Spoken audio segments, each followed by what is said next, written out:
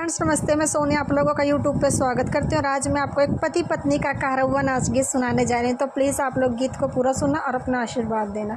नहीं डाले दलिया में हो नमकवा पियर सियाई गईले ना, नहीं डाले दलिया में हो नमकवा पियर सियाई गईले ना, फूले कई थरियवा राजा जोरी से बाहुले हमें घबराई गईली ना, फूले कई थरियवा राजा जोर से बाहुले हमें घबराई गईली ना, हो हम घबराई गईली ना।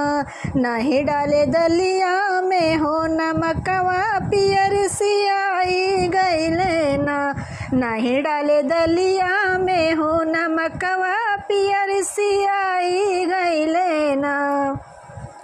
पाता पाता रे घुंघटा रजऊ जोरे से उठवले हम डेराई गईली ना, पतला घुंघटवा रजऊ जोरे से उठवले हम डेराई गईली ना, हो हम डेराई गईली ना। नहीं डरे दलिया में हो नमकवा पियर सियाई गईले ना, नहीं डरी दलिया में हो नमकवा पियर सियाई गईले ना। पतली कमरिया रजऊ जोरी से पकड़ ले हम घबराई गईली ना, पतली कमरिया रजऊ जोर से पकड़ ले हम घबराई गईली ना।